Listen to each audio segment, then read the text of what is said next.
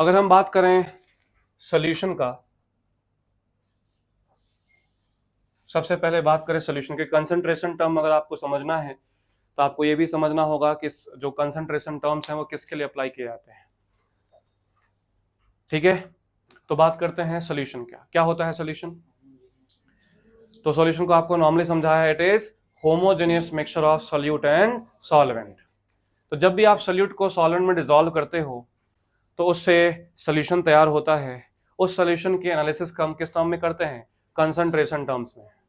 तो concentration term में अगर हमने सॉल्यूशन बनाया है simply by dissolving some amount of solute in a given solvent, it will form a solution which is homogeneous mixture of solute and solvent. बाकी solution chapter में हम इसको रिवाइज और करेंगे कि सॉल्यूशन कितने टाइप्स होते हैं, on the basis of phase, on the basis of particle diameter, ये और भी टाइप्स के सॉल्यूशन हो सकते हैं। लेकिन अभी आज का जो अपना कंसर्निंग पॉइंट है वो सॉल्यूशन का टाइप नहीं, वो सॉल्यूशन का मेजरमेंट है। तो सॉल्यूशन का मेजरमेंट करने के लिए हम कौन सा टर्म यूज करते हैं, कंसंट्रेशन टर्म्स।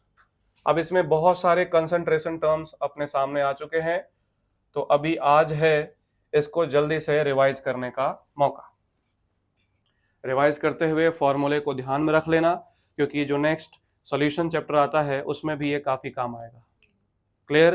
तो सबसे पहला कंसंट्रेशन टर्म जो हम जानते हैं उसका नाम क्या है बेटा, molarity, represented by capital M। What is the meaning of molarity, what is definition of molarity? It is defined as number of moles of solute dissolve in 1 litre of solution.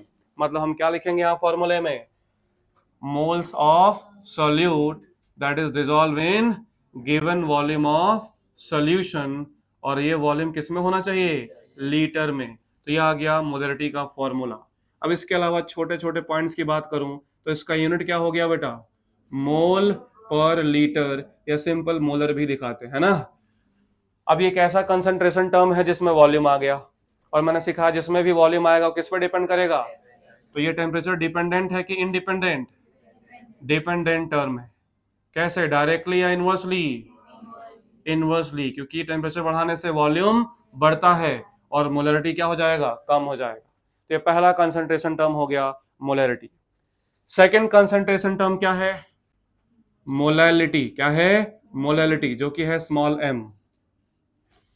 ये भी सोल्यूट के moles को ही represent करता है, लेकिन solution के volume में नहीं, सॉल्वेंट के मास में। तो इसका फॉर्मूला क्या होता है बोलिए, moles of solute upon mass of solvent in KG, mass of solvent in KG. ध्यान रहे मास ऑफ सॉल्वेंट ही लेना है, मास ऑफ सॉल्वेंट इन केजी। ये हो गया मोलैलिटी। अगर हम छोटे पॉइंट्स का बात करें तो इसका यूनिट क्या होगा बेटा, मोल पर केजी। टेम्परेचर डिपेंडेंट की इंडिपेंडेंट, टेम्परेचर इंडिपेंडेंट। क्यों, आपसे कोई पूछेगा सर सम रीजन में क्यों, तो क्या बोलना है, वॉल्यूम का टर्म नहीं है। The third concentration term which is quite important is normality। क्या, normality। normality is somehow similar to molarity, but इसमें अंतर यह है कि ये मोल्स की जगह क्या मेजर करता है, ग्राम इक्विवेलेंट। क्या मेजर करता है, ग्राम इक्विवेलेंट। अभी भी बहुत सारे लोग ग्राम इक्विवेलेंट निकालने में कंफ्यूज रहते हैं, तो ये फाइनल है, मैं फिर से बता दे रहा हूं, क्योंकि ग्राम इक्विवेलेंट आपको और भी जो बाकी के चैप्टर्स हैं, थर्मोडायनामिक्स, इलेक्ट्रोकेमिस्ट्री, उसमें काम आता है। तो नॉर्मेलिटी की अगर हम फॉर्मूले की बात करें तो ये क्या बताएगा, मोल्स की जगह बोलो, number of gram equivalent of solute divided by volume of solution in litre. तो ये भी मोलैरिटी की तरह ही है, खाली मोल्स की जगह क्या रिप्रेजेंट कर रहा है, ग्राम इक्विवेलेंट रिप्रेजेंट कर रहा है। इसका यूनिट बताएंगे आप लोग, यूनिट क्या होगा बेटा, ग्राम इक्विवेलेंट पर लीटर। अब ये टेम्परेचर डिपेंडेंट है कि इंडिपेंडेंट, तो एग्जैक्टली सिमिलर टू मोलैरिटी, ये भी क्या है, टेम्परेचर डिपेंडेंट टर्म। बताओ क्या ये डायरेक्टली डिपेंड करेगा, इनवर्सली, इनवर्सली। अब क्वेश्चन है कि सर ग्राम, मोल तो समझ में आता है कि मोल कैसे निकालते हैं, मोल तो क्लियर है कि मोल निकालने के लिए सिंपल क्या करोगे, गिवन मास को किससे डिवाइड कर दोगे, मोलर मास से, तो आपको क्या मिल जाएगा, मोल। लेकिन अगर ग्राम इक्विवेलेंट निकालने हैं तो उसका फॉर्मूला क्या होता है, तो फॉर्मूले फॉर ग्राम इक्विवेलेंट, सबसे सिंपल फॉर्मूला क्या है? सबसे सिंपल फॉर्मूला है ग्राम इक्विवेलेंट का simple, moles into n factor. जो भी आपने मोल्स मल्टीप्लाई, जो भी मोल्स निकाला है उसको किससे मल्टीप्लाई कर दो? एन फैक्टर से। या फिर दूसरा फॉर्मूला बिल्कुल यही है, इसी का थोड़ा सा manipulated version, given mass upon equivalent mass. Given mass upon equivalent mass, जहां पे जो इक्विवेलेंट मास है, जो इक्विवेलेंट मास है वो कैसे निकालोगे? Molar mass upon n factor से। कैसे निकालोगे? Molar mass upon n factor से। तो मैं बोलूंगा ये दोनों फॉर्मूले बिल्कुल सेम ही है। अगर आप ध्यान दो, इक्विवेलेंट मास क्या है? Molar mass upon n factor. तो नीचे अगर मोलर मास आ गया तो मास अपॉन मोलर मास क्या आ गया? Mole into n factor. तो इन शॉर्ट ग्राम इक्विवेलेंट का फॉर्मूला दिमाग में क्या सेव करेंगे? Mole into n factor. और मोल का फॉर्मूला पता ही है क्या? Given mass upon. बहुत बढ़िया। अब जो प्रॉब्लम है वो किसमें है? एन फैक्टर में। एन फैक्टर क्या होता है? तो आपको समझाया है कि एन फैक्टर अगर हमें समझना है तो हमें केसेस समझने पड़ेंगे। अगर आप एटम्स के लिए एन फैक्टर लेते हो, किसके लिए? एटम्स के लिए एन फैक्टर लेते हो, तो एटम्स के लिए एन फैक्टर क्या होता है? वैलेंसी। क्या होता है? वैलेंसी। जैसे हाइड्रोजन का 1, ऑक्सीजन का 2, एल्यूमिनियम का 3। लेकिन वहीं पे अगर एलिमेंट ले लेते हो H2 तो एन फैक्टर ऐड हो जाता है 2। O2 ले लेते हो तो क्या हो जाएगा? 4। Cl2 ले लेते हो क्या हो जाएगा? 2। तो ध्यान रहना है कि यहाँ पे एटम्स का एन फैक्टर ले रहे हैं या फिर एलिमेंट्स का, मॉलिक्यूल्स का। अब अगर अपने को एसिड का एन फैक्टर लेना है तो एसिड का एन फैक्टर क्या होता है भाई बताइए? Number of H plus. क्या होता है? Number of H plus ion जितने भी होंगे उस एसिड में। जैसे कि HCl का एन फैक्टर 1, H2SO4 का एन फैक्टर 1 या 2। 1 भी हो सकता है और 2 भी, क्योंकि डाइप्रोटिक एसिड है तो जरूरी नहीं है कि दोनों प्रोटॉन एक साथ रिलीज करे, कि दोनों भी एक एक करके रिलीज कर सकता है।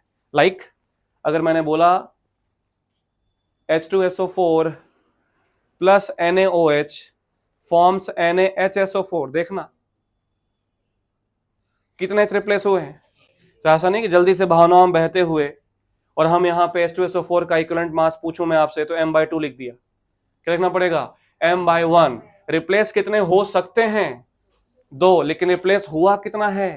1। तो रिएक्शन में अगर पूछा जाए, अगर ऐसा क्वाइट सिंपल ऐसे नॉर्मल पूछा जाए तो H2SO4 का एन फैक्टर कितना लोगे? 2। लेकिन रिएक्शन दे के अगर पूछा जाएगा तो आप रिएक्शन में ढंग से देखना कि उसमें लिटरली एक ही रिप्लेस हुआ है, 2 रिप्लेस हुआ है। अब इसमें एक्सेप्शनल पॉइंट भी आता है। क्या समझाया था? H3PO4 में एक्चुअल रिप्लेसेबल कितने हैं? सिर्फ 3। लेकिन H3PO2 में कितने हैं? PO2 में 1, PO3 लिखूंगा तब 2। सीरीज याद हो गया तुम लोग। और H3PO2 करूंगा तो कितना हो जाएगा? 1। और एक और एसिड मैं यहां मेंशन करने जा रहा हूं, शायद तब भी किया था, H3BO3 boric acid. Boric acid में कितने एन फैक्टर दिख रहे हैं? 3, लेकिन है कितना? 1। अब ये मैं समझा दे रहा हूं कैसे, देखो ध्यान से। इसमें तो क्लियर है, देखो ध्यान समझना, यहां नोट मैं लिख रहा हूं। H3PO4, थोड़ा सा इंपॉर्टेंट बात भी हम यहां डिस्कस करेंगे। वो इंपॉर्टेंट बात क्या है देखिए, H3PO4 अगर मैं बनाता हूं तो कितने OH लिंकेज हैं? 3 OH लिंकेज हैं। तो डेफिनेटली जो OH बॉन्ड है वो H प्लस प्रोड्यूस कर सकता है, इसलिए एन फैक्टर कितना है? 3। कितने पीएच बॉन्ड है? पीएच बॉन्ड कितने हैं? 0।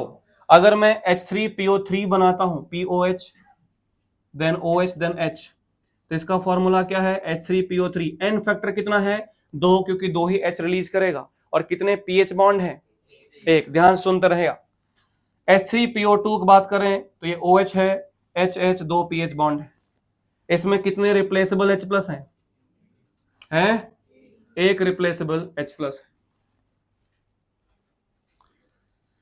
इसमें कितने पीएच बॉन्ड है? इसमें कितने पीएच बॉन्ड है? 1।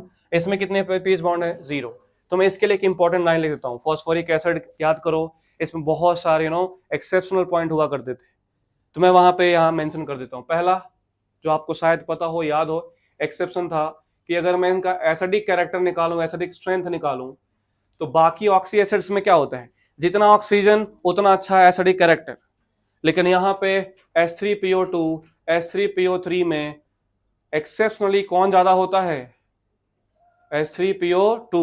एंड दूसरा जो मैं लिखने जा रहा हूं वो बहुत ज्यादा इंपॉर्टेंट बात है, और वो है रिड्यूसिंग पावर या रिड्यूसिंग प्रॉपर्टी। जो ऑक्सी एसिड्स फास्फोरस के हैं, अगर उनका आप रिड्यूसिंग पावर लिखते हो तो ये होता है directly proportional to number of PH bond, directly proportional to number of PH bond. तो इस हिसाब से अच्छा रिड्यूसिंग एजेंट भी कौन हुआ, H3PO2 H3PO3 H3PO4। ये मैंने इसलिए बता दिया, ये असर्शन रीजन लाइक क्वेश्चन है। तो रिड्यूसिंग पावर नो डाउट याद तो हो ही जाएगा कि जो एक्सेप्शन एसिडिक वाला था वो एक्सेप्शन किस में हो गया, रिड्यूसिंग पावर में। But the main problem is what is the reason, reason क्या बोलोगे, नंबर ऑफ पीएच बॉन्ड। जितना ज्यादा पीएच बॉन्ड होगा उतना ज्यादा रिड्यूसिंग बिहेवियर होता है। अब बात करते हैं कि सर H3BO3 में ऐसी क्या प्रॉब्लम है। इसको अगर 3H दिख रहे हैं तो इसमें आपने एन फैक्टर क्यों बोला, देखो मैं यहां पे सिंपल एक रिगार्ड लिख रहा हूं, देखो ध्यान से। It is a Lewis acid, it is a Lewis acid, not areneous acid, not areneous acid।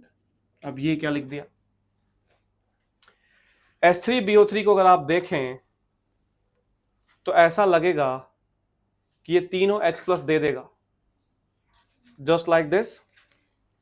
कितने OH बॉन्ड है भाई, 3 OH बॉन्ड है। तो हमें देख के इसको क्या लग रहा है कि इसका एन फैक्टर कितना होना चाहिए, 3। प्रॉब्लम है जैसे तुम इसको वाटर में डिसॉल्व करते हो, सॉल्यूशन में डिसॉल्व करते हो कि जाओ 3H+ दे के आओ, ये मना कर देता है। जैसे ही आप इसको पानी में डालते हैं H+ और OH में, जैसे इसको वाटर में डालते हैं, ये H+ देने के बजाय OH को खा लेता है, क्योंकि ये एक का है, हाइपोवैलेंट कंपाउंड है। क्या है, हाइपोवैलेंट। बोरॉन का ऑक्टेट कंप्लीट नहीं है। बोरॉन के आउटर मोस्ट में होते हैं 3, तो बॉन्ड बनने चाहिए कितने, 5, लेकिन बना कितना है, सिर्फ 3। तो 3 + 3 आउटर मोस्ट इलेक्ट्रॉन कितने हैं, 6। तो इसको कितने लोन पेयर कमी है, 1 लोन पेयर कमी है।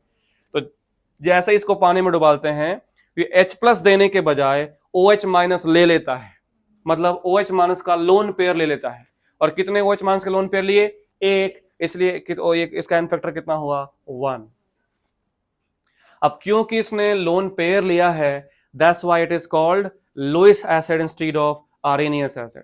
आरेनियस एसिड क्या होते हैं, जो डिसॉल्व करने पे H+ डोनेट करते हैं। क्या इसने H+ डोनेट किया, नहीं। तो ये जो इसके बारे में पॉइंट है वो बहुत ज्यादा इंपॉर्टेंट है कि ये इसका एक्सप्लेनेशन यही है।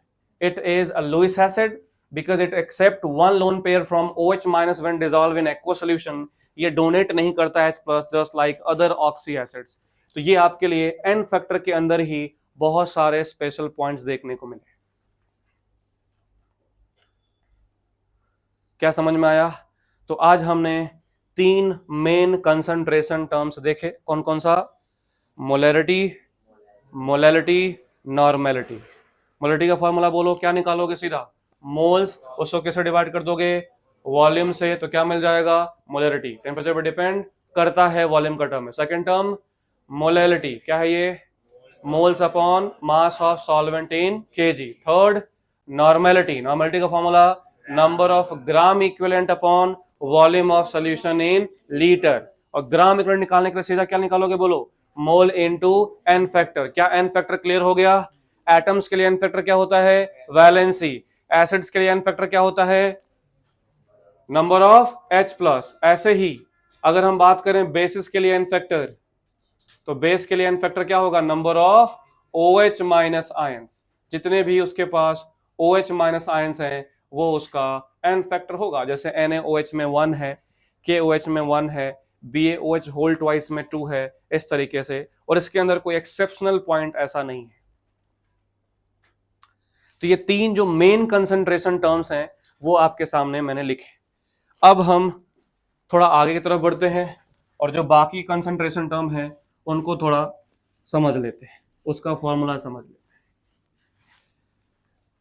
तो मोलैरिटी, मोलैलिटी और नॉर्मेलिटी के बाद जो नेक्स्ट कंसंट्रेशन टर्म आता है वो क्या आता है, मोल फ्रैक्शन। क्या आता है बेटा?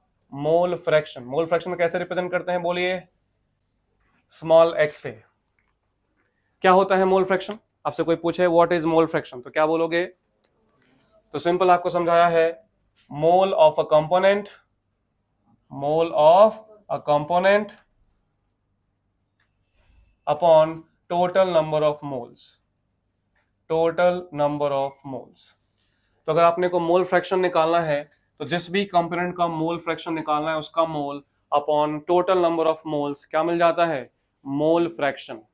और जितने भी कंपोनेंट्स हैं, जितने भी कंपोनेंट्स हैं, अगर उसका मोल फ्रैक्शन आप ऐड कर दो x1 plus x2 plus x3 and so on, that will be equal to what? 1।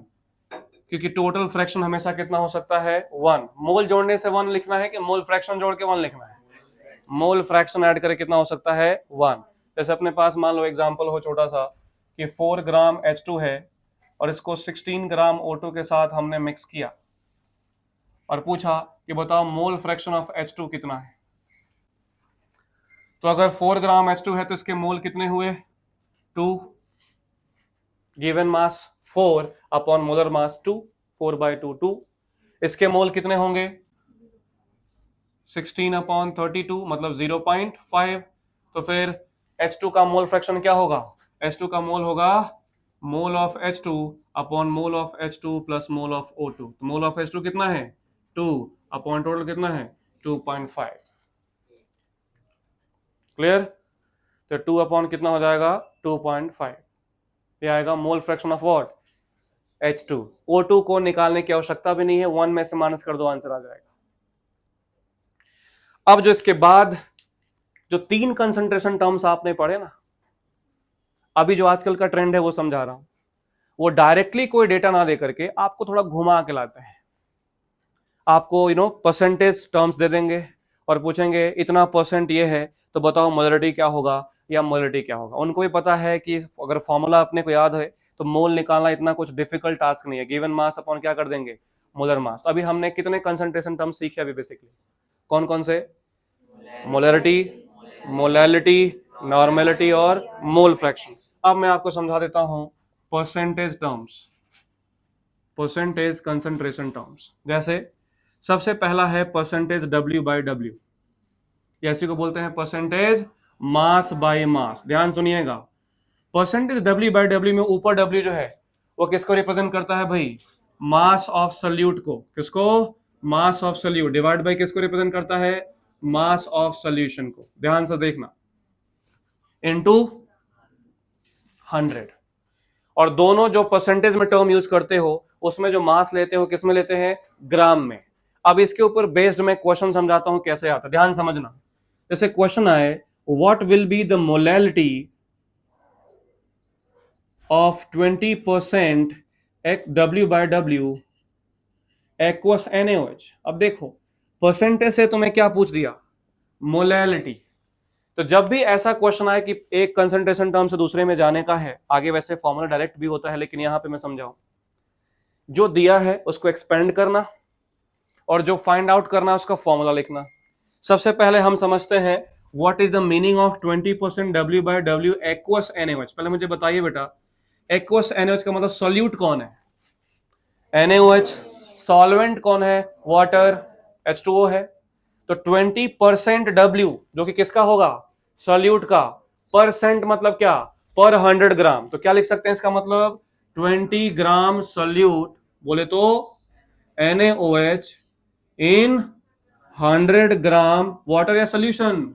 Solution.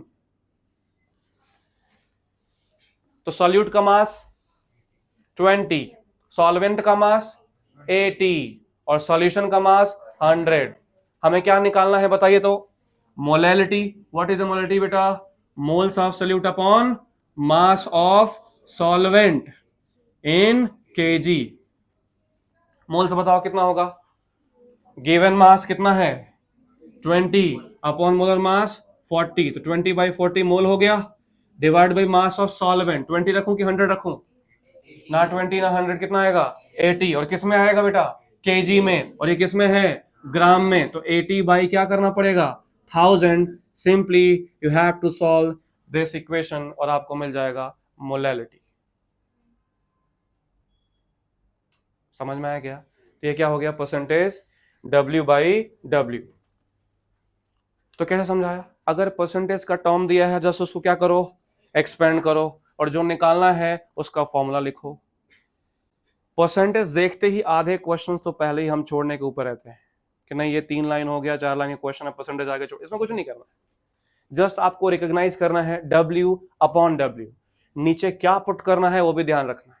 अब इसमें प्रॉब्लम ये है, या इसमें अगर मेरी तरफ से एडवाइस की मैं बात करूं कि कैसे क्या करें कि क्वेश्चन अपना 100% सही रहे, तो मैंने तब भी बताया था, मैं फिर बता रहा हूं, सारे स्टेप्स प्रॉपर लिखो। सारे स्टेप्स क्या करो? प्रॉपर लिखो। क्या निकालना है, क्या दिया है।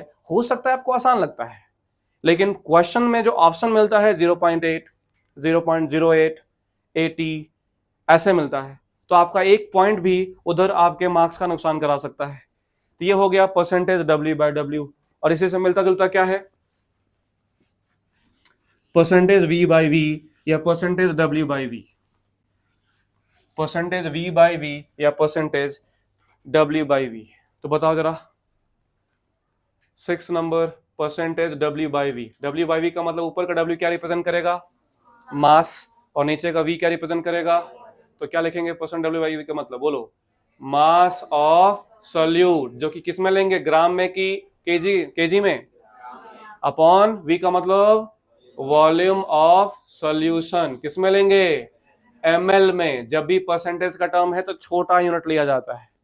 अब इसके ऊपर क्वेश्चन ऐसे आए कि मान लो क्वेश्चन आए, फाइंड आउट मोलैरिटी या नॉर्मेलिटी, कुछ भी आ सकता है, molarity of 30% W by U और W by V urea. Urea निकालना है। यूरिया का फॉर्मूला क्या होता है बेटा? NH2CO NH2। Very good. तो पहले 30% W बाई V का मतलब समझाएंगे। बोलिए, 30 ग्राम सोल्यूट, कौन है सोल्यूट? यूरिया, इन 100 ml सोल्यूशन। तो क्या आपको सोल्यूशन का वॉल्यूम दिया है? क्या आपको सोल्यूशन का वॉल्यूम दिया है? और साथ में आपको क्या दिया है? सोल्यूट का मास। और निकालना क्या है? मोलैरिटी। तो जरा फॉर्मूला बोल दीजिए मोलैरिटी का। तो moles of solute upon volume of solution in litre. तो मोल्स का formula given mass upon molar mass. Given mass कितना है? 30 अपॉन यूरिया का molar mass 60 divide by volume of solution in litre. तो 100 ml है तो लीटर कितना हो जाएगा? 0.1। तो 0.5 अपॉन 0.1, 5 मोलर आंसर आ गया, 5 मोल पर लीटर। और सिमिलरली आप 7th नंबर जो कर सकते हैं, परसेंटेज V बाई V, इसका मतलब खुद ही बता दो, वॉल्यूम ऑफ सॉल्यूट किस में लेंगे? अपॉन वॉल्यूम ऑफ सॉल्यूशन किस में लेंगे? इनटू, कर लोगे। और जो आखिरी इंडिविजुअल कंसंट्रेशन टर्म है वो है ppm, पार्ट्स पर मिलियन। क्या होता है? पार्ट्स पर मिलियन। जैसे पर सेकेंड पर परसेंट है, पर 100 है, वैसे ही पार्ट्स पर मिलियन हो जाए। 1 मिलियन का मतलब 10⁻6, 10 लाख को बोलते हैं। तो सिंपल, अगर आपसे क्वेश्चन पूछे ppm का मतलब बताओ, तो क्या लिखोगे ऊपर?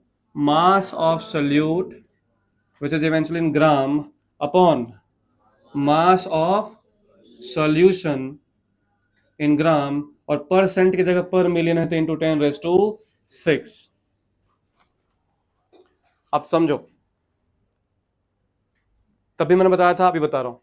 पीपीएम का यूज कहां करते हैं? To measure hardness of water. Hardness किस वजह से होता है? Due to sulphate, chlorides, bicarbonates of calcium and magnesium.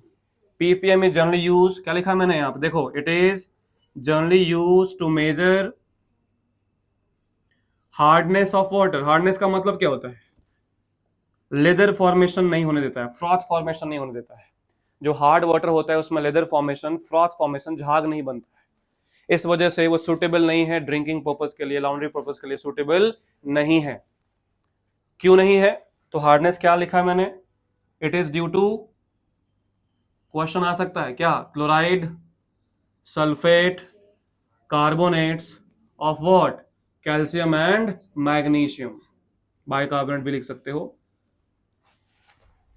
तो क्लोराइड, सल्फेट या बाइकार्बोनेट अगर कैल्शियम और मैग्नीशियम के होते हैं पानी में, उसकी वजह से क्या होता है, हार्डनेस, और उन्हीं का mass divide by mass of solution कर दोगे तो क्या मिल जाएगा, पीपीएम।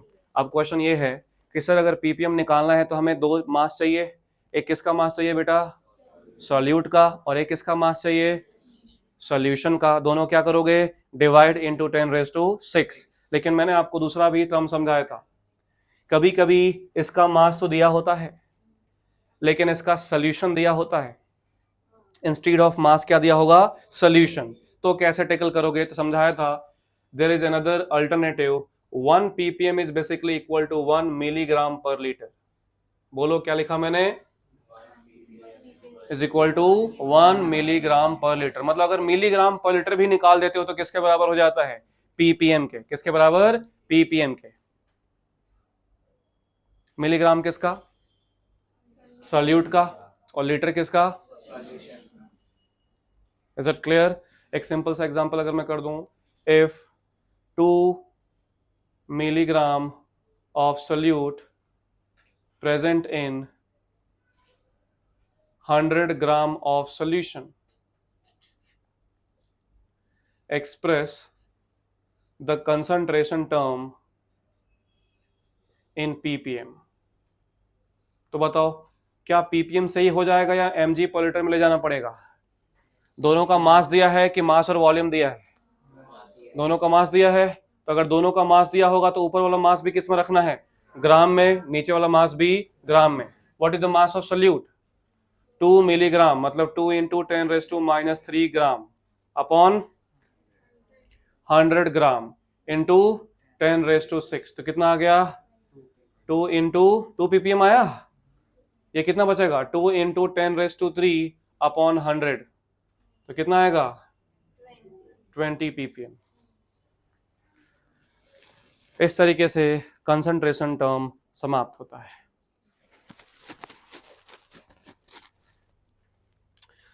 देखो तो आज सीखना है relation between concentration term,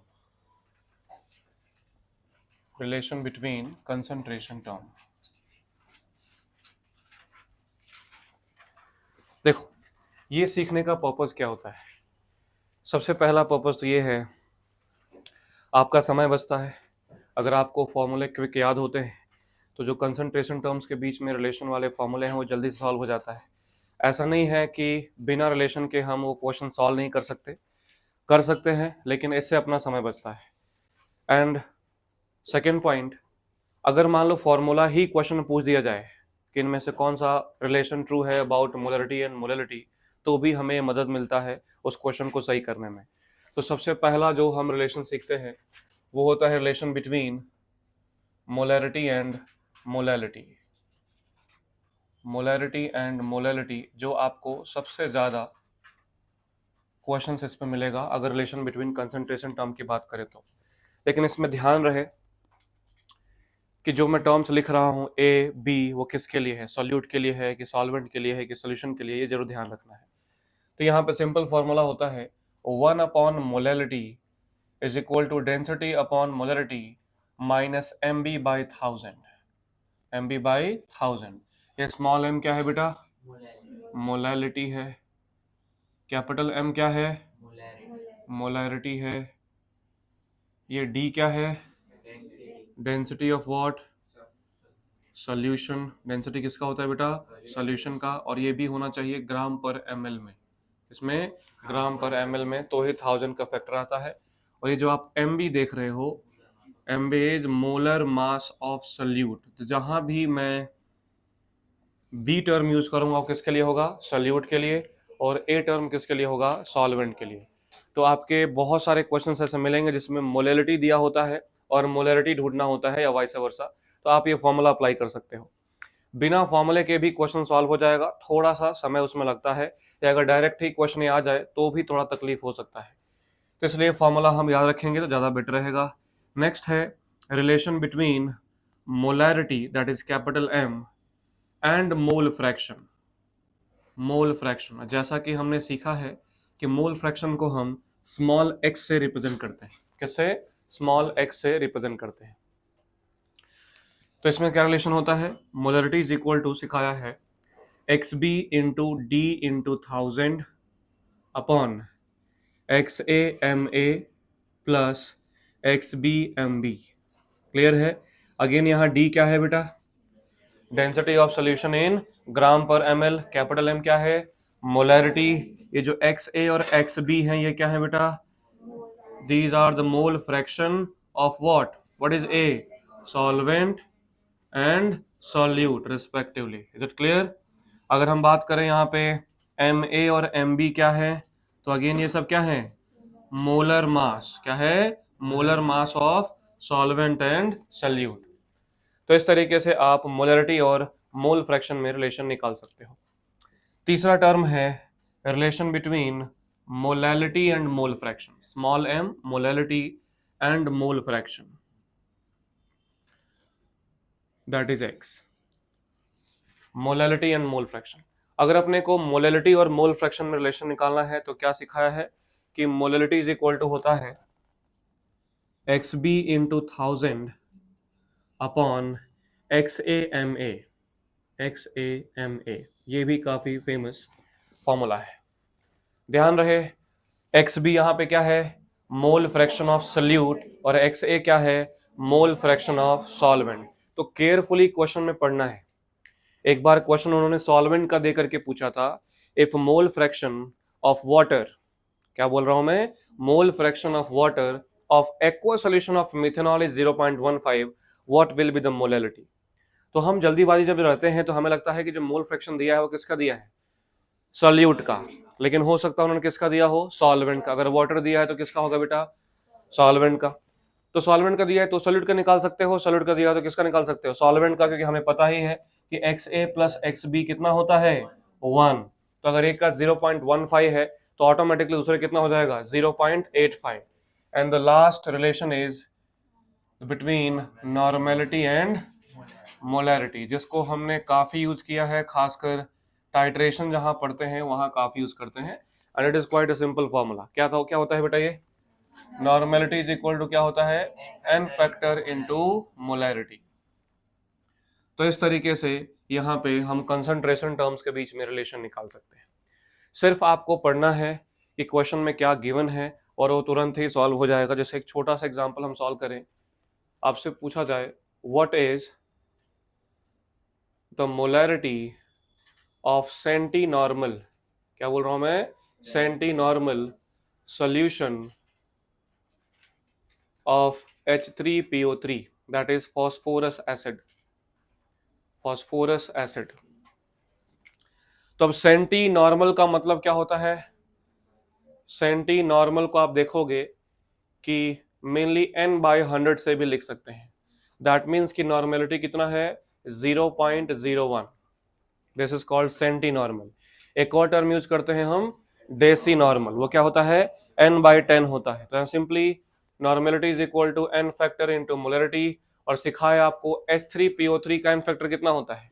2, not 3, क्योंकि इसमें 2 ही रिप्लेसेबल H हैं. तो यहां से सिंपल मोलरिटी हो जाएगा 0.01 अपॉन 2, दैट इज 0.005 मोल पर लीटर.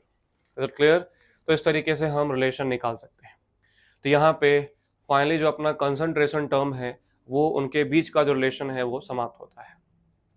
अब यहाँ पे हम 2 टाइप की मोलरिटी भी सीखते हैं. अगर मैं बात करूं टाइप्स ऑफ मोलरिटी, ध्यान दीजिएगा थोड़ा इसमें, क्योंकि इसको थोड़ा जितने भी केसेस हम 11th-12th में जानते हैं उसके बाद हम इसके ऊपर चर्चा करेंगे, तो ध्यान देना है ना.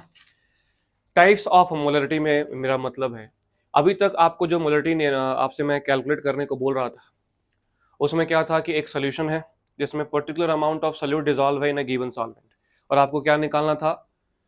मोलरिटी निकालना था एक सोल्यूशन का. लेकिन अभी मान लो अगर 2 सोल्यूशन की मोलरिटी निकालनी हो जो आपस में मिक्स कर दिए गए हैं, एसिड को एसिड में मिक्स कर दिया गया, एसिड को बेस में मिक्स कर दिया गया, बेस को बेस में मिक्स कर दिया गया, या फिर एसिड में H2O डाल दिया गया, डाइल्यूशन कर दिया गया, तो फिर अलग अलग मोलरिटी हमें निकालना पड़ सकता है। तो यहाँ पे सबसे पहले मैं चर्चा करूंगा molarity of dilution. Molarity of dilution, dilution का मतलब क्या होता है बेटा? डाइल्यूशन का मतलब होता है वॉल्यूम इंक्रीज कर देना। मतलब कैसे, क्या ऐड कर देते हैं उसमें? H2O ऐड कर देते हैं। तो सिंपली अगर हम डाइल्यूशन करते हैं तो मोल में कोई बदलाव नहीं आता है, जो इनिशियल मोल होगा वही क्या होगा? फाइनल मोल। सिर्फ वॉल्यूम वहां पे चेंज हो जाएगा, और वॉल्यूम चेंज होने से मोलरिटी भी क्या हो जाएगा? चेंज हो जाएगा। तो हमें पता है कि मोलरिटी का फॉर्मूला क्या होता है? Mole upon volume. तो मोल कितना होगा? Molarity into volume. मोल कितना होगा? Molarity into volume. तो अगर इनिशियल मोलरिटी M1 है और वॉल्यूम V1 है, तो हम यहाँ सिंपल लिख सकते हैं M1 V1 equal to M2 V2। M1 क्या है बेटा? Molarity before dilution. V1 क्या है? Volume before dilution. M2 क्या है? After dilution. और V2 क्या है? तो क्या तुम समझ रहे हो कि जो V2 है वो इनिशियल वॉल्यूम प्लस जितना भी आपने H2 ऐड किया होगा वो है। तो क्वेश्चन आप देखोगे दो टाइप से मिलता है। If 800 ml of water is added to a solution having 0.1 ml 2 molar NaOH, तो उसमें से पहले से ही 200 ml है, दैट इज V1, और आपने 800 ml वाटर ऐड कर दिया तो क्या हो जाएगा? V2। तो V2 आप 800 लोगे कि 1000 लोगे? 1000 लेंगे। या फिर दूसरा और थोड़ा शॉर्ट में क्वेश्चन आता है, if this solution is diluted to 1000 times. If solution is diluted to 1000 times, अगर ऐसा क्वेश्चन आता है तो कैसे सॉल्व करते हैं? मैं देखो आपको एग्जांपल समझा देता हूं। मान लो क्वेश्चन में आया, if 800 ml of H2O is added to 0.4 molar 200 ml HCl। Question है what will be the final molarity, that is what will be the molarity after dilution. तो सिंपली अगर मैं यहाँ पे सॉल्व करने जाऊं बेटा, तो इनिशियल मोलरिटी कितना है? 0.4। इनिशियल वॉल्यूम कितना है? 200 ml। फाइनल वॉल्यूम कितना लेंगे? 1000 ml। कितना लेंगे? 1000 ml। और हमें फाइनल मोलरिटी निकल जाएगा। कैसे? By applying formula M1 V1 equal to M2 V2। अब मान लो क्वेश्चन आया, if 0.1 molar solution of HCl is diluted to 100 times, what will be the final molarity? What will be the final molarity? तो इसमें simple question है, आप चाहो तो इसमें कुछ न्यूमेरिकल लगा सकते हो, कोई फॉर्मूला लगा सकते हो, या डायरेक्ट कॉमन सेंस से भी सोच सकते हैं। अगर आपने 1000 टाइम्स डाइल्यूट किया है या 100 टाइम्स डाइल्यूट किया है, दैट मीन्स आपने 100 टाइम्स वॉल्यूम इंक्रीज कर दिया है।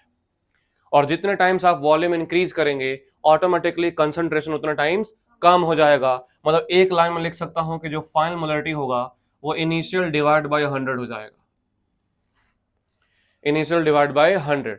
या फिर अगर आपको फॉर्मूले से करना है तो M1 आपका 0.1 है, V1 मान लेता हूं कि समथिंग V है, व्हाट विल बी M2 वो हमें निकालना है, और आपने 100 टाइम्स डाइल्यूट किया है तो ये हो जाएगा 100V।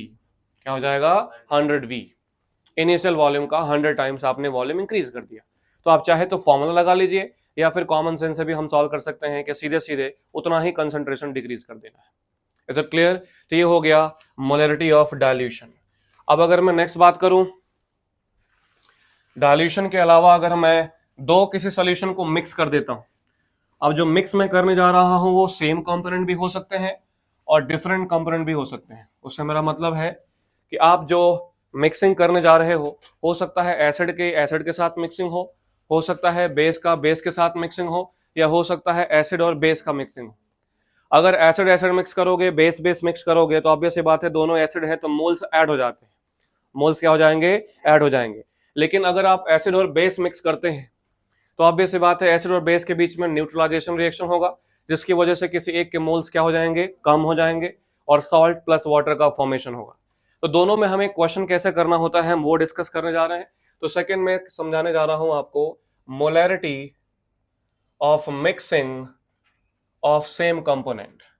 Molarity of mixing of same component. Same component से मेरा मतलब है, फॉर एग्जांपल आपने एसिड को एसिड के साथ मिक्स कर दिया, बेस को बेस के साथ मिक्स कर दिया एंड सो ऑन, जो आपस में रिएक्टिव नहीं है, जो आपस में रिएक्टिव नहीं है, रिएक्ट ना करें, आपस में ऐड हो जाएं। तो अगर ऐसे कोई भी दो सोल्यूशन आप ऐड करते हो तो जो फाइनल मोलरिटी होता है, जो मिक्सचर की मोलरिटी होगा, वो क्या समझाया है, M1V1 plus M2V2 upon V1 plus V2, क्योंकि इसमें मोल्स ऐड हो जाएंगे। तो पहले का मोल्स कितना होगा, M1V1, दूसरे के मोल्स M2V2 अपॉन क्या हो जाएगा, total volume V1 plus V2, तो आपको मिल जाएगा फाइनल मोलरिटी। जैसे सिंपल सा एग्जांपल आया कि 0.1 molar 30 ml HCl is mixed with 0.2 molar 70 ml HNO3. If volume is constant, then what is final molarity? तो आप देख सकते हैं कि इसमें सिंपल सा हम फॉर्मूला क्या लगा सकते हैं मोलरिटी ऑफ मिक्सिंग का, M1V1 plus M2V2 upon V1 plus V2। और यूजुअली क्योंकि यहाँ डिवीजन टर्म चल रहा है, तो आप वॉल्यूम को लीटर में रखो या वॉल्यूम को ml में रखो, कोई फर्क नहीं पड़ता है। कहीं कहीं हमें ध्यान देना पड़ता है कि volume must be in litre या वॉल्यूम ml में रखें, तो कैसे करेंगे। तो यहाँ पे सिंपल हो जाएगा, फॉर्मूला आपको पता ही है, M1V1, दोनों एसिड है कि दोनों बेस है, दोनों एसिड है, तो ऑब्वियस सी बात है इनके मोल्स ऐड हो जाएंगे। तो simply 0.1 into 30 plus 0.2 into 70 upon total volume कितना हो जाएगा, 100। तो इस तरीके से आप निकाल सकते हो मोलरिटी ऑफ मिक्सिंग। अब इसमें एक ट्रिक हो सकता है उन्होंने बोला 0.1 molar 30 ml HCl is mixed with 0.1 molar 70 ml H2SO4। अब यहां थोड़ा सा गड़बड़ हो सकता है, क्योंकि जो H2SO4 ले रहे हो उसमें 2 टाइम्स H मिलता है। कितना मिलता है, 2 टाइम्स H। अगर आपको हाइड्रोजन का कंसंट्रेशन निकालना हो, फाइनल कंसंट्रेशन क्या होगा एसिड का, तो HCl तो टूट के एक ही H दे रहा है। मतलब अगर HCl का मोल M1V1 है तो H प्लस का मोल भी कितना होगा, M1V1। लेकिन अगर H2SO4 का मोल M2V2 है तो H प्लस कितना मिलेगा, 2M2V2। कितना मिलेगा, 2M2V2। तो आपके फॉर्मूले में क्या चेंजेस करने पड़ेंगे, M1V1 plus M2V2 upon V1 plus V2। तो इसका ट्रिक मैं आपको बताता हूं कि कब गलती ना हो। जैसे आपने देखा कि यहाँ एसिड सेम टाइप के नहीं है, एक मोनोप्रोटिक है, एक डाइप्रोटिक है, go with the formula of normality. मतलब यहां आप N मिक्सिंग निकालो, N1V1 plus N2V2 upon V1 plus V2।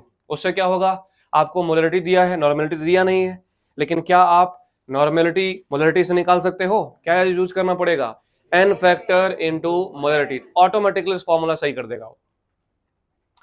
तो जब भी दो डिफरेंट टाइप के एसिड मिक्स किए जाएंगे, HCl हो H2SO4 हो, तो मोलरिटी ऐड करने के बजाय क्या निकालना स्टार्ट करना बेटा, नॉर्मेलिटी। क्या निकालोगे, नॉर्मेलिटी। अब क्योंकि तुम्हारे सामने नॉर्मेलिटी नहीं दिया है, क्या दिया है, मोलरिटी दिया है, तो ऑटोमेटिकली क्या मल्टीप्लाई करना पड़ेगा, N फैक्टर। क्योंकि अभी हमने सीखा, क्या सीखा, नॉर्मेलिटी और मोलरिटी में रिलेशन क्या होता है, वो क्लियर। तो इस तरीके से हम मिक्सिंग का मोलरिटी निकाल सकते हैं। हालांकि 99% क्वेश्चंस ऐसे ही रहते हैं सिंपल एसिड बेस मिक्सिंग का, एसिड एसिड मिक्सिंग का, जिनका नेचर सेम हो तो ये क्वेश्चन हो जाएगा।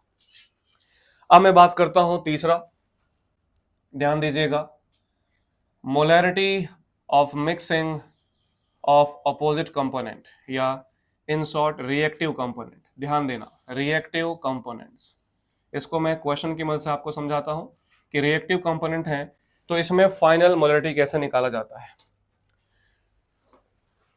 इसमें थोड़ी और डिटेलिंग के क्वेश्चंस में आपको समझा देता हूं कैसे आता है। कभी कभी जब देखोगे एसिड एसिड नहीं है, एसिड और सॉल्ट है, तो भी उसमें मोल्स ऐड हो जाते हैं। मैं एक और क्वेश्चन करके आपको इसको थोड़ा और डिटेल में समझा देता हूं। जैसे आजकल एक क्वेश्चन आता है, ध्यान दीजिएगा, यहाँ पे जो भी हम क्वेश्चन सॉल्व कर रहे हैं उसमें ऐसे लोग हैं जिनका कंसंट्रेशन, जिनके मोल्स ऐड हो रहे हैं, जिनके मोल्स क्या हो रहे हैं, ऐड हो रहे हैं, एडिटिव कंपोनेंट्स हैं, रिएक्टिव कंपोनेंट्स नहीं है। अगर रिएक्टिव कंपोनेंट्स हुए तो दोनों आपस में रिएक्शन करके एक प्रोडक्ट बनाएंगे और मोल्स कम होंगे, मोल्स बढ़ेंगे नहीं। जैसे मान लो एक क्वेश्चन आया, ध्यान दीजिएगा, you have 0.1 molar 30 ml HCl। Are you getting my point. आपके पास ये पहला कंपोनेंट है, पहला सॉल्यूशन है 0.1 molar 30 ml HCl। and it is mixed with 0.2 molar 30 ml CaCl2. Question है what is the concentration of Cl minus ion in the solution? In solution, ये आजकल बहुत ट्रेंडिंग क्वेश्चन है और इसमें हम जरूर फंस जाते हैं कि ये कैसे करना है। तो सिंपल, यहां पे मैं बेसिक मेथड से इसको सॉल्व कर देता हूं, आपको भी ऐसे ही सीखना है। देखो, आपको पता है, सिखा दिया, एसिड एसिड मिक्स होगा, M1V1 plus M2V2, different type of acid होंगे तो गो विद नॉर्मेलिटी, हालांकि उससे उतना तक जाने की आवश्यकता पड़ती नहीं है। बेस और बेस मिक्स होगा, वही same M1V1 plus M2V2 upon V1 plus V2। अब यहां मैंने देखा है आपको कि ये एसिड है और ये क्या है, सॉल्ट है। अब इन दोनों को मिक्स करके पूछा है कि Cl माइनस का कंसंट्रेशन क्या है।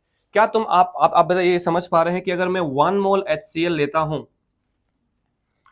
तो इसमें 1 मोल ही Cl माइनस होगा? क्या आप ये समझ पा रहे हैं? अगर मैं 1 मोल HCl लेता हूं तो एक ही H होगा और एक ही क्या होगा, Cl होगा। ठीक है बेटा। अगर मैं 1 मोल CaCl2 लेता हूं, आप बताओ, तो 2 मोल Cl होगा, हाँ या ना? ये 1 मोल की बात कर रहे हैं। इसमें एक्चुअली मोल है कितने, मोल तो नहीं बोलूंगा, मिली मोल, क्योंकि वॉल्यूम किसमें दे रखा है, ml में। तो इसमें कितने हैं एक्चुअली, तो मोलरिटी इंटू वॉल्यूम 0.1 इंटू 3, तो कितने मिली मोल्स ऑफ Cl है बताइए यहाँ पे, 0.1 इंटू 30, कितना ले सकता हूं, 3 मिली मोल्स। क्लियर? यहां CaCl2 कितने मिली मोल्स है, 6 मिली मोल्स है। तो फिर मिली मोल्स ऑफ Cl कितने होंगे, millimoles of Cl minus ions कितने होंगे, क्या 12 लिख सकता हूं? Is it clear? देखो, इसका M1V1 कितना है, 3, तो Cl का भी M1V1 कितना होगा, 3। इसका M2V2 कितना है, 6, तो Cl का कितना हो जाएगा, 12, क्योंकि आपने ही लिखा कि अगर 1 मोल होगा तो इसमें 2 मोल Cl होगा, या 1 मिली मोल CaCl2 होगा तो 2 मिली मोल Cl होगा। Is it clear? तो क्या हमें टोटल मोल्स मिल गए Cl के, और टोटल मोल्स या मिली मोल्स मिल गए तो हम क्या निकाल सकते हैं, final concentration of Cl minus. Concentration का formula total moles upon total volume, total moles upon total volume. बताइए टोटल मोल्स कितने हैं बेटा, 12 plus 3 that is 15 upon total volume कितना हो जाएगा, 30 प्लस 30 60। इस तरीके से आप निकाल सकते हैं कितना आया, 1/4, 0.25 आया। क्या समझ में आया? क्या ये समझ में आया? 2 कंपोनेंट जिसमें क्लोराइड है, 2 कंपोनेंट जिसमें नाइट्रेट आयन है, नाइट्राइट आयन है, तो सिंपली अलग अलग मोल निकालिए। और आप चाहे तो M1V1 M2V2 से भी कर सकते थे, लेकिन कंफ्यूज ना हो इसलिए मैंने आपको इसको बेसिक मेथड समझा दिया। अब आते हैं molarity of mixing of reactive component. Reactive component जैसे एसिड और बेस आपस में रिएक्ट करते हैं, कुछ सॉल्ट भी आपस में रिएक्शन करते हैं, वो मैं आपको एग्जांपल समझाऊंगा जो आपके एग्जाम में पूछा गया है, ध्यान दीजिएगा।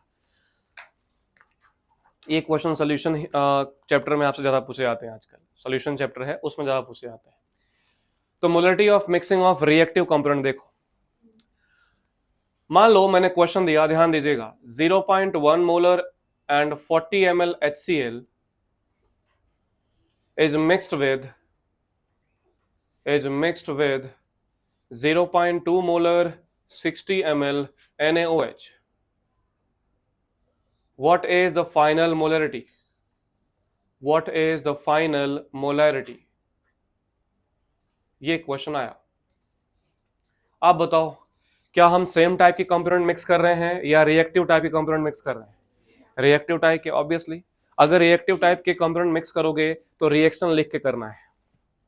क्या लिख के करना है? रिएक्शन। हालांकि फॉर्मूला हमें क्लियर है कि सर यहाँ रिएक्शन होगा तो M1V1 प्लस M2V2 की जगह क्या हो जाएगा, M1V1 माइनस M2V2, लेकिन चेक कर लेना है कि M1V1 कौन और M2V2 कौन। तो HCl प्लस NaOH अगर आपस में मिक्स करेगा तो क्या बनेगा बेटा, NaCl plus H2। Is it clear? तो यहाँ इनिशियल अगर मैं मोल्स की बात करूं, T=0 पे मोल्स कितने हैं? अब ऑब्वियस सी बात है, मैं मोल लिख रहा हूं लेकिन वो है कौन सा, मिली मोल, क्योंकि हम किस में बात कर रहे हैं, ml में बात कर रहे हैं। तो क्या मैं अभी के लिए M1V1 लिख दूं? क्या है ये? M1V1। और NaOH का कितना मान लेते हैं M2V2। तो इनिशियली सॉल्ट बना होगा क्या, नहीं। अब जैसे ही कुछ टाइम के बाद ये पूरा रिएक्ट हो जाएगा तो चेक कर लेना है कौन कम है वो पूरी तरीके से रिएक्ट हो जाएगा, कौन कम है वो पूरी तरीके से रिएक्ट हो जाएगा। जैसे मान लो यहां पर मुझे दिख रहा है 0.1 इंटू 40 कितने मिलीमोल है बेटा 4। Is it clear. ये 0.2 इंटू 60 कितने हैं 12। तो इसके 1 मोल से इसका 1 मोल खर्च होगा, तो इसका 4 से इसका पूरा 4 खर्च होगा। कौन पूरा जीरो हो जाएगा, ये पूरा क्या हो जाएगा जीरो। और ये कितना खर्च होगा सिर्फ 4, मतलब उतना ही खर्च होगा जितना कि HCl खर्च हुआ है। बोले तो NaOH कितना बचेगा बोलो M2V2 माइनस M1V1। बोले तो 12 माइनस 4 कितना होगा 8 मिलीमोल से इसका बचेगा। क्या समझ पा रहे हो। तो ये मोल्स है कि कंसंट्रेशन है। तो कंसंट्रेशन कैसे निकालेंगे फिर, तो जो फाइनल मोलैरिटी निकला जो भी सॉल्यूशन में बचा है वो कितना होगा फॉर्मूला उसका M2V2 minus M1V1 upon total volume कितना V1 प्लस V2। अगर कौन ज्यादा है, बेस ज्यादा है, अगर एसिड ज्यादा होता तो ये जीरो हो जाता। तो क्या होता formula M1V1 minus M2V2 upon V1 plus V2। तो ये कितना आया है V2 M2V2 माइनस M1V1 कितना आया है 8 अपॉन टोटल वॉल्यूम कितना है 60 प्लस 40 कितना है 100। इतना फाइनल मोलरिटी आ गया। क्या समझ पाए आप लोग, मोल पर लीटर। क्या क्लियर है। तो अगर एसिड और एसिड मिक्स करते हैं तो फॉर्मूला बोलो M1V1 plus M2V2 upon V1 plus V2 and same goes for base and base. अगर एसिड और बेस मिक्स करते हो तो फिर M1V1 प्लस M2V2 की जगह M1V1 minus M2V2। In short M1V1 वही होगा जिसके मिलीमोल्स ज्यादा होंगे, M2V2 वो होगा जो रिएक्ट करेगा। ठीक है। अब एक और क्वेश्चन जो बहुत फेमस है वो मैं यहां लिख देता हूं। क्वेश्चन आया था एक बार, equal volume of 0.1 molar AgNO3 is mixed with 0.1 molar NaCl। AgNO3 किसमें मिक्स किया गया NaCl में। एंड क्वेश्चन था what is the final molarity या what is the concentration of nitrate ion NO3 minus in the solution. तो पूछा nitrate ion का concentration कितना होगा। अब एक्चुअली ये सब क्वेश्चन पढ़ के हम सीधा सोचते हैं कि नहीं इसमें कुछ तो सीधा दिया नहीं है, आयन का पूछा है और ऐसे कंपोनेंट्स का दिया है। जब भी आपको दो चीजें आपस में रिएक्ट कराई जा रही हैं, first of all try to write the reaction.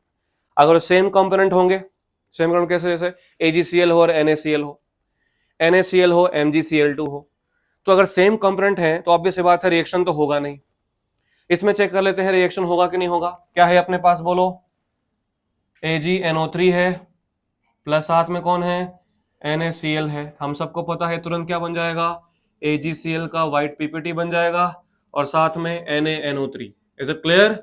मतलब हमें NO3 मान से कंसंट्रेशन निकालने का मतलब किसका कंसंट्रेशन निकालना है NaNO3 का निकालना है, क्योंकि जो कंसंट्रेशन NaNO3 का होगा वही कंसंट्रेशन किसका होगा NO3 का होगा। Is it clear. तो चलो यहां पे अगर मैं इनिशियल मोल्स लिखूं, इनिशियल मिलीमोल्स, मान लेता हूं कि वॉल्यूम V है अपने पास, वॉल्यूम कितना ले लेता हूं V। तो इसके मोल्स कितने होंगे 0.1 V, इसका भी कितना होगा 0.1 V और ये कितना होगा 0.0। Is it clear.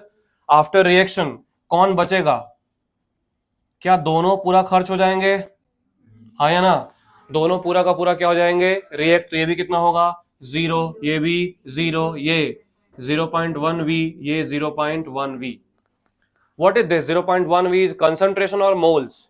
Moles, and you have to find out the concentration। तो concentration कितना हो जाएगा फॉर्मूला, तो concentration simply total moles upon total volume। total moles कितना है बेटा नाइट्रेट आयन के 0.1 V अपॉन टोटल वॉल्यूम कितना होगा, तो इसका V और इसका V कितना हो गया 2V। तो क्या आ गया इसमें आंसर 0.05 मोल पर लीटर। तो इस तरीके से खत्म होता है कंसंट्रेशन टर्म्स।